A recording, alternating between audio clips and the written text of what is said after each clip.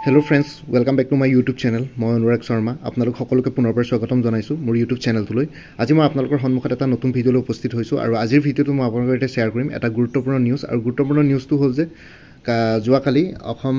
Budget সেশনত Assam গভৰ্ণমেণ্টৰ budget সেশনত কেইটামান নতুন policy ইমপ্লিমেন্টেশনৰ কথা কৈছিলে আমাৰ honourable finance minister Ajanta Neok Gorake. Yata Ligis the Assam government is set to implement a policy aimed at ensuring social equity in government requirement by providing a 5% weightage in total marks for candidates from families without any government service member. ঠিক আছে যি সকল ক্যান্ডিডেটছৰ ঘৰত কোনো government service holder নাই তো তেওঁলোকক 5% weightage দিয়া হ'ব কম্পিটিটিভ এক্সামছ বিলাকৰ ক্ষেত্ৰত লাইক গ্ৰেড 3 গ্ৰেড 4 এটা গ্ৰেড 1 গ্ৰেড 2 সাৰ্ভিসেস বিলাকত লাইক APSC হেতু weightage দিয়ে না নাজানো কিন্তু গ্ৰেড 3 গ্ৰেড 4 এটো weightage দিব খালি কথাটো হ'ল যে weightage দিলেনো কি হ'ব এটো ওপেন কম্পিটিটিভ এক্সামিনেশন হৈ না থাকিলে কাৰণ অলৰেডি ইয়াতে আপোনালোকে দেখিছে ইয়াতে আপস এণ্ড ডাউন সাইড আছে গুটে কম্পিটিটিভ এক্সামিনেশনটো কাৰণ এটা ক্যাটেগৰি ক্যান্ডিডেটছৰ বহুত বেছি মাৰ্কস লাগে এটা ক্যাটেগৰি ক্যান্ডিডেটছৰ বহুত কম মাৰ্কস লাগে আৰু ইয়াতে 5% যদি নন গভৰ্ণমেণ্ট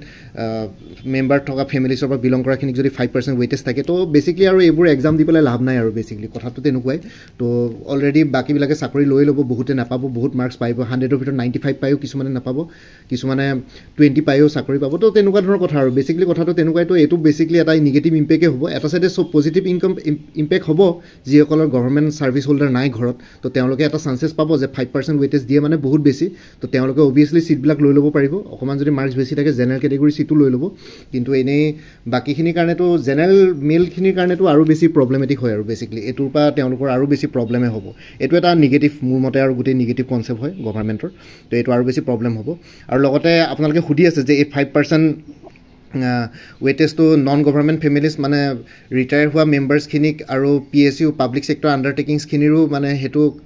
এপ্লিকেবল হ'ব নাই তো এজ অফ নাও তো তেনেকুৱা একো ক্লেৰিফিকেশন পোৱা নাই যে ৰিটায়াৰ্ড কোনবা যদি ৰিটায়াৰ্ড থাকে তেতিয়াহলে এইখিনি পাব না কাৰণ ৰিটায়াৰ্ড খিনিও গভৰ্ণমেণ্টৰ পেনশন পাই থাকে তো অবিয়াসলি এটো সাকে কোনবা যদি মাক দেউতাক যদি ৰিটায়াৰ হৈছে তথাপিতো তেওঁলোকৰ ক্ষেত্ৰত এটো এপ্লাই নহব সাকে আৰু পাব্লিক সেক্টৰ আন্ডাৰটেকিংৰ ক্ষেত্ৰত হেতু কথা মই নাজানো কাৰণ ইয়াতে একো ক্লিয়াৰলি একো মেনশন নাই অকল জাস্ট এটো কথাই কৈছে যিসকলৰ গভৰ্ণমেণ্ট জব নাই ফ্যামিলিত তো তেওঁলোকে 5% ওয়েটেজ পাব টোটাল মাৰ্কস তো অবিয়াসলি কম্পিটিশন তো এটো আৰু ওপেন কম্পিটিশন হৈ নাথাকিব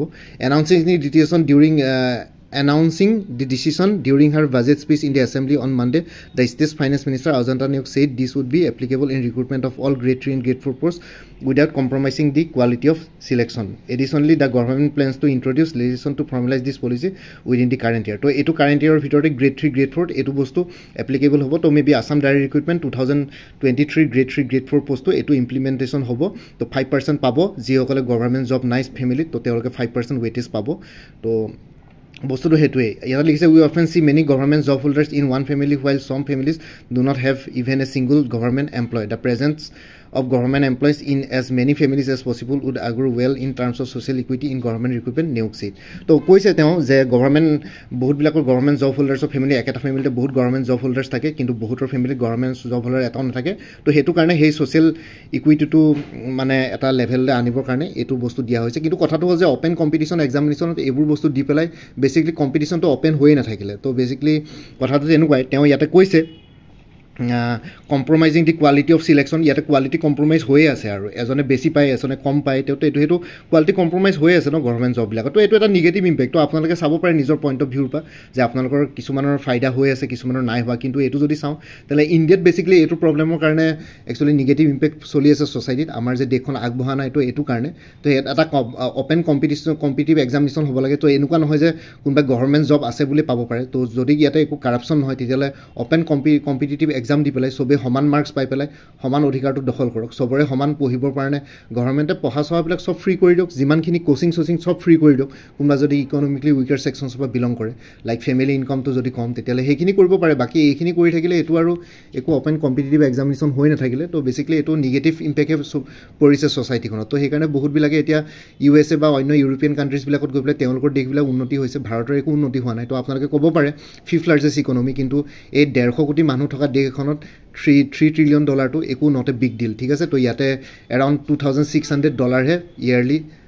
মানুহ এজন মানুহৰ পাৰ কেপিটা ইনকম হয় তো বাকীবিলাকত $70,000 $80,000 $90,000 চলি আছে পাৰ কেপিটা ইনকম তো ইয়াতে বেচিকলি আৰু এইটো কাৰণে দেশখন বেচিকলি অলপ পিছ পৰি গৈছে এইবোৰ পলিচিৰ কাৰণে তো এইবোৰে একচুৱেলি নিগেটিভ পলিচি আৰু to be honest she said that the present government which recruit 94,506 UAT till January this year published advertisement for recruitment of 35,910 posts. She said that government is keen to see the benefits of this job equate to as many families as possible bringing social equity. ঠিক আছে তো basically এতিয়ালৈকে 94,506 জনক এতিয়ালৈকে জানুৱাৰীলৈকে appointment দিয়া হ'ল আৰু 35,900 post সোনকালে এপইণ্টমেণ্ট দিব তো এইখিনি বেসিক্যালি নতুন পোষ্ট নোলায় Assam direct recruitment Assam police আৰু অন্যান্য যিবিলাক চাকৰি ওলাইছে সেইবিলাকতে এইখিনি বস্তু ইনক্লুডেড থাকিব তো সেইখিনি বেসিক্যালি কমপ্লিট কৰিব বুলি কৈছে তো বেসিক্যালি সেইটোৱে ইমানখিনি জনাবৰ কাৰণে ভিডিঅ'টো বনালোঁ বাকি আসাম ডাইৰেক্ট ৰিক্ৰুটমেণ্ট 2023 এটা ফুল কোৰ্স এভেইলেবল আছে সেই কোৰ্সটোৰ ডিটেইলছটো এই ভিডিও ডেসক্ৰিপশ্যন আৰু কমেন্ট সেকশনত দিছো আপোনালোকে যদি আসাম ডাইৰেক্ট ৰিক্ৰুটমেণ্টৰ সেই কোৰ্সটো ল'ব বিচাৰে তেতিয়ালে মোক এটা WhatsApp নম্বৰ দিয়া আছে এই ভিডিওটোৰ ডেসক্ৰিপশ্যনৰ কমেন্ট সেকশনত আপোনালোকে তাতে গৈ পেলাই মোক জনাওক যে কোৰ্সটোৰ প্ৰতি ইন্টাৰেষ্টেড বুলি মই আপোনালোকক তেনেকৈ ধৰণে WhatsAppত কক এডিআৰই কোৰ্সটোৰ প্ৰতি ইন্টাৰেষ্টেড বুলি মই আপোনালোকক সকলো ডিটেইলছ শ্বেয়াৰ কৰিম পেমেন্ট লিংকটো শ্বেয়াৰ কৰিম পেমেন্ট কৰাৰ পিছত আপোনালোকে নিজৰ WhatsAppতে গোটেই কোৰ্সটো এভেইলেবল পাই যাব মই কোৰ্সটোৰ বিষয়ে এবাৰ জনাই দিছো আপোনালোকক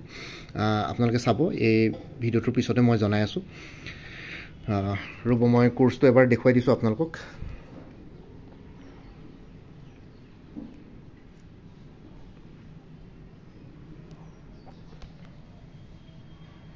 আপোনালোকে দেখিছে মোৰ স্ক্ৰিনত মই কোৰ্সটো এবাৰ দেখাই দিছো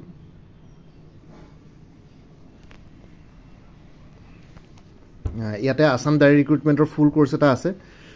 countries capitals currencies 2000 plus MCQs on Indian history art and culture 71,700 plus MCQs on Indian